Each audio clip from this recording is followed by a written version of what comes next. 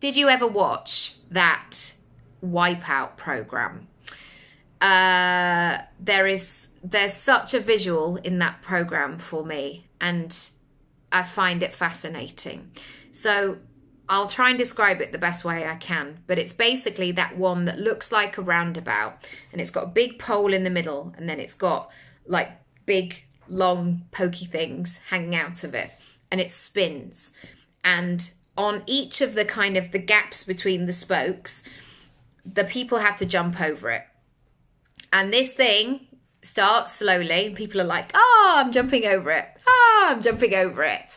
And before long, it starts to get quicker and quicker. And they're like dogs on ice, you know, it's all a bit slippery. And sometimes, you know, they can keep that rhythm up for a while, like, oh, I'm jumping. Oh, don't worry, it's getting faster, but I'm still jumping. And then occasionally they will just, or often the way that it ends is they'll just get whacked off, and it will just take them down. It will take them into the water. They'll go upside down. There'll be nothing dignified about it. But yet it's the same thing. It's the same thing that's coming round and round again. This is a great analogy and a visual I come back to when it comes to mistakes and lessons, or mistakes I've made and lessons that I've learnt, or things that keep happening again. Now, it would be so easy for those contestants to blame the thing, like nobody ever told us that this was like going to go quicker, or that water's too deep, like that really hurt when I went in the water. With those things, you know what you're signing up for.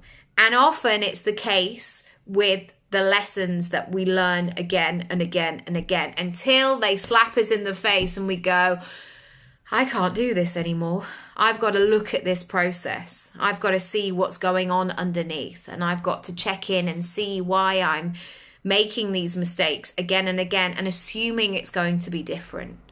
And often it isn't. Often the mistake is bigger, more brutal. It takes you down for longer. And yet the pattern and the process remains the same.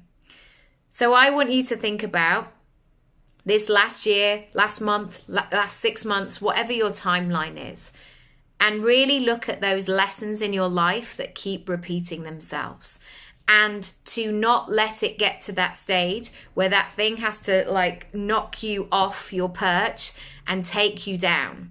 Now is the time to begin the process, the detective work of unpicking the situation. Why does this happen? What are the bits that you miss?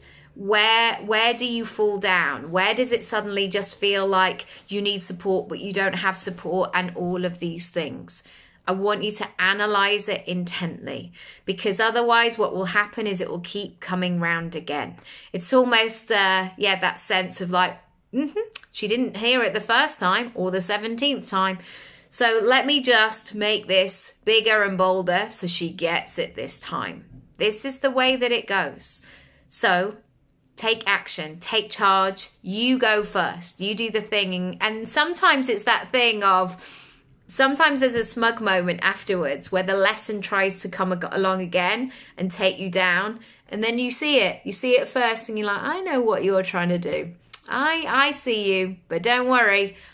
I'm not going this time because I've done this work over here.